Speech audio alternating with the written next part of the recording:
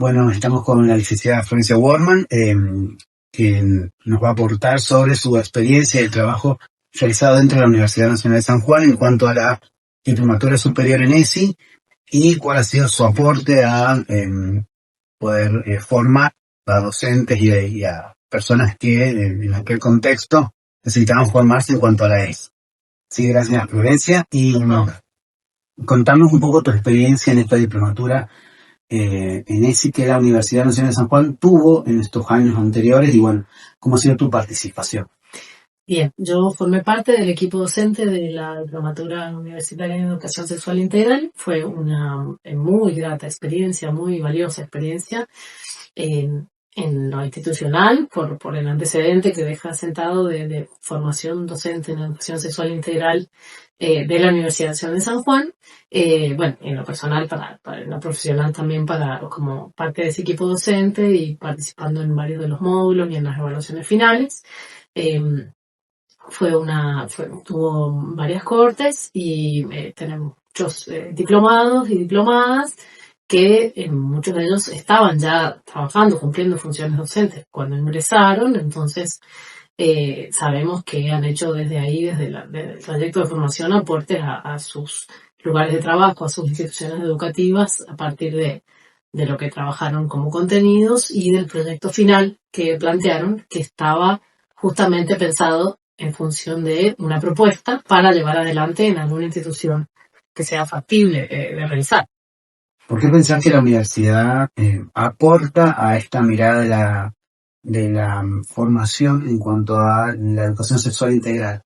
Bueno, justamente esta diplomatura nació leyendo una vacancia, una necesidad en la sociedad de formación específica en educación sexual integral por parte de una institución estatal, laica, y para docentes en ejercicio, docentes que estaban comenzando sus carreras como tales, egresados recientes, pensando en los ejes de la perspectiva de derechos, la perspectiva de género, y el espíritu de la ley de educación sexual integral, de los lineamientos curriculares, de los núcleos de aprendizajes prioritarios, para poder llevar adelante, avanzar en esta provincia en la implementación de la educación sexual integral, que, bueno, ha sido así como con bastantes obstáculos y bastantes idas y vueltas y de manera por lo menos poco sistemática en esos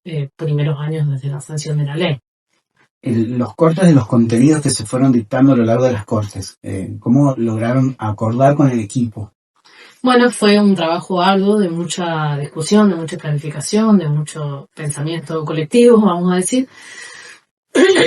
En este sentido, se diseñaron módulos temáticos, los primeros más bien introductorios y los últimos más pensados en relación a la tarea docente y las herramientas didácticas necesarias para la implementación de la ESI en los distintos niveles del sistema educativo, y con una instancia de cierre de esos módulos que también eventualmente se podían hacer individualmente como curso de posgrado, pero que todos los módulos más el trabajo final hacían al trayecto de diplomatura, y ese cierre estaba pensado como un proyecto de educación sexual integral a implementar en alguna organización o institución educativa. En cuanto al alumnado o los diplomados que fueron cursando, ¿había una variedad, una heterogeneidad o habían solamente docentes, por ejemplo? No solamente, en su gran mayoría docentes y en su gran mayoría docentes en ejercicio.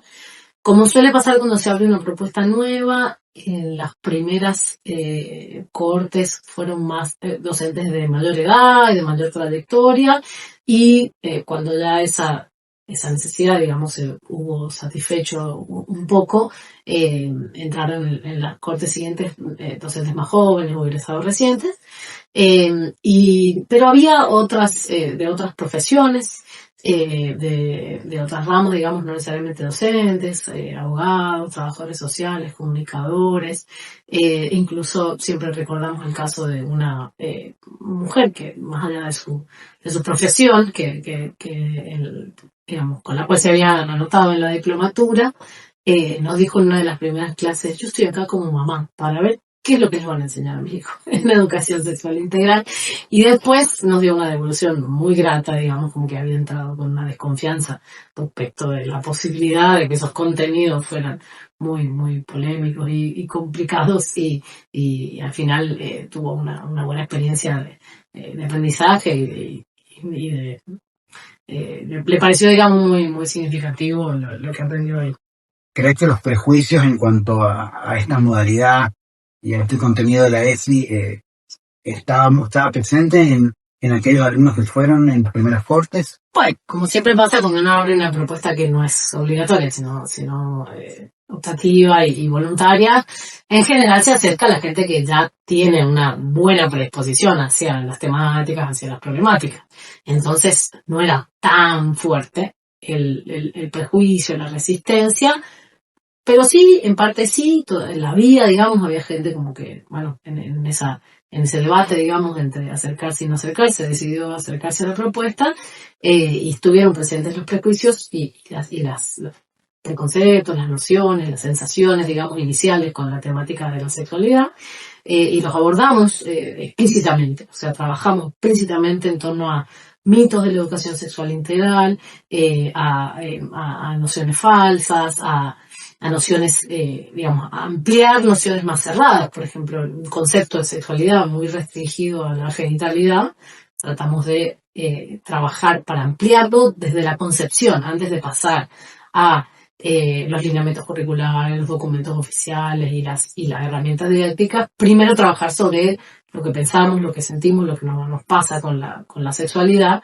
para de ahí partir a flexibilizar, sensibilizar y poder hacer un camino más significativo. Hemos abordado ese punto específicamente. ¿Recordás si en esas cortes había docentes de nivel primario o de nivel inicial? Había docentes de nivel inicial, había docentes de nivel primario, de nivel secundario y de formación docente. Bien. En esta experiencia como docente de la diplomatura, ¿crees que en este contexto actual es necesario volver a retomar este tipo de formación? Yo creo que es fundamental, imprescindible, porque me parece que muchas de las cuestiones que en algún momento dábamos por sentadas, que nos parecían que no hacía falta reafirmarlas, que no hacía falta discutirlas, porque formaban parte de acuerdos sociales ya asentados, ya sedimentados. Bueno, en algunas tenemos la sensación de que no están así, de que hay cosas que hay que volver a discutir, volver a reafirmar, volver a argumentar, ¿sí? Derechos sobre los que hay que volver a argumentar respecto de su fundamentación, de su porqué, de su sentido. Entonces, esta idea, que fue la que llevó a la creación de la diplomatura, que comenzó con un proyecto del sindicato, de SIDUNS y de la universidad, de encarar desde la institución educativa, universidad laica, con una perspectiva de género y una perspectiva de derechos de la infancia y de las adolescencias. Esta perspectiva nos parece fundamental para sostener un movimiento que viene peleando por muchos derechos, entre ellos el de la educación sexual integral, hace mucho tiempo, y que ha tenido frutos muy importantes, socialmente hablando, y poder asentar propuestas como estas, poder consolidarlas y que sigan existiendo, que se sigan desarrollando, que se sigan ampliando incluso, en este contexto me parece fundamental. Bien, y en cuanto a tu formación docente y en cuanto a donde vos te desempeñás como docente universitario, ¿crees que la ESI está siendo un eje transversal en los contenidos o sigue siendo tal vez un tema a dar y no un eje transversal? Creo que es complejo, que sigue dependiendo demasiado, a mi juicio, de la voluntad de las y los docentes, y fundamentalmente de las concepciones que el docente tenga respecto de la sexualidad en particular y la educación sexual integral en general, y que se nota mucho cuando hay voluntad política de las instituciones de avanzar en la implementación de la ESI y cuando no la hay. Hablo de lo que conozco un poco más, que es instituciones secundarias y universidad. La misma universidad que tiene esta ventaja y desventaja, vamos a decir, de la libertad de cátedra y el trabajo un poco atomizado de cada cátedra respecto de las demás, entonces cuesta coordinar una estrategia digamos, más integral de la institución o de la carrera respecto de la educación sexual integral. Depende mucho de las cátedras, de los contenidos seleccionados previamente y de la sensibilización del docente hacia esos contenidos. Yo creo que los contenidos están, hay que quizá reafirmar de manera más clara su pertenencia a la educación sexual integral. O sea, que esta parte, que esta unidad, que este tema de la cátedra tiene que ver con la educación sexual integral, como en las materias de la secundaria. Hay muchos contenidos que ya están de por sí vinculados. Hay que darles un enfoque particular para que sí respondan al espíritu de la educación sexual integral. Y hay que coordinar estrategias institucionales, que quizá en la secundaria es más fácil, entre comillas, porque la autoridad tiene más peso, digamos, y puede como bajar la línea más fácilmente, o en otras instituciones, y en la universidad es como más difuso, porque ese lugar de autoridad funciona de otra manera, es más de coordinación, pero bueno, se nota cuando hay estrategia de coordinación y cuando no las hay tanto. Me parece que hay que trabajar sobre esta cuestión de la coordinación y de una oferta de capacitación que también se adapte a las posibilidades reales de los docentes, que son muy complejas para hacer un trayecto entero como una diplomatura. Tuvimos bastante deserción, por ejemplo, en las cortes que trabajamos, porque la gente está bastante desbordada de trabajo, sin muchas veces las instituciones no son muy proclives a dar las licencias que corresponden y demás, o la gente tiene trabajos más bien precarios, suplencias, las que no se puede tomar licencia.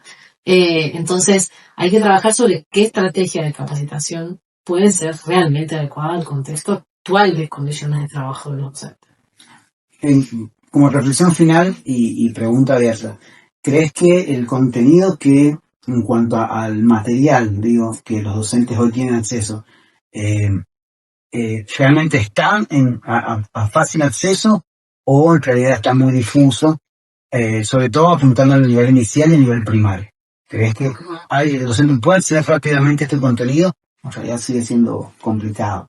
En realidad, en nivel inicial y primario, los contenidos, digamos, no requieren de un material didáctico tan específico.